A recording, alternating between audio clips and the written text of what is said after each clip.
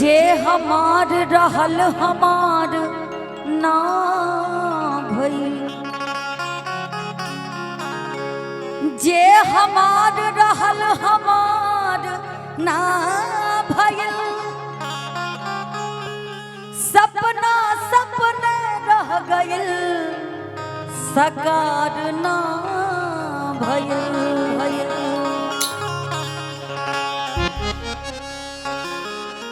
दिल के बत्तिया के दिल में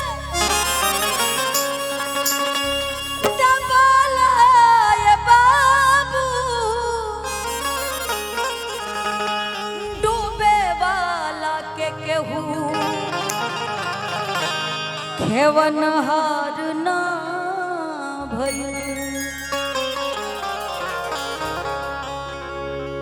जेकर अचके में दिलवा टूट गइल,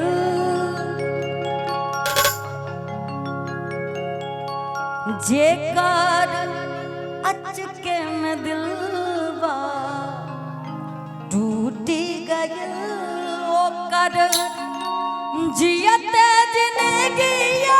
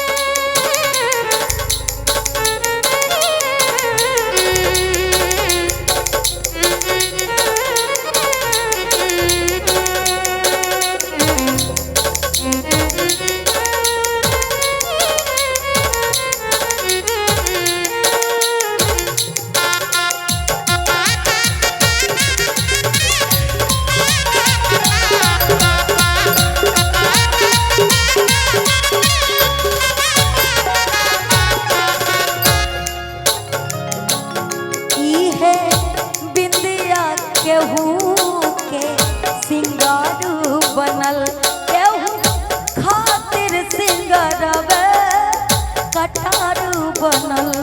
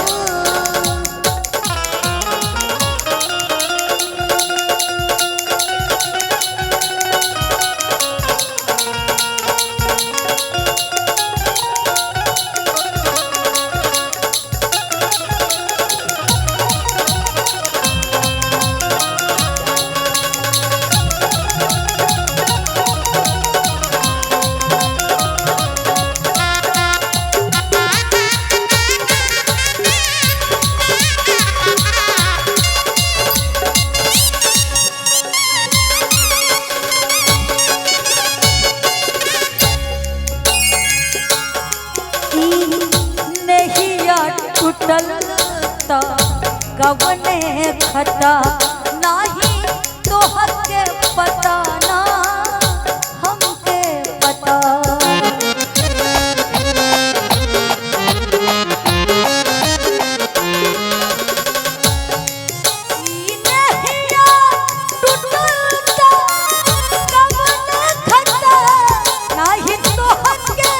पता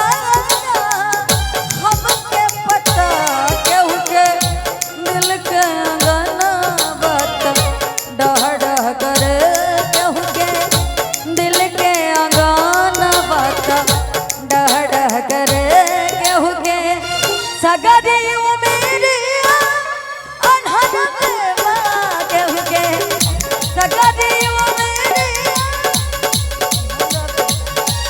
केहू के सगरी उमेरिया अनहद देवा केहू के सगरी उमेरिया अनहद देवा केहू के सगरी उमेरिया अनहद देवा।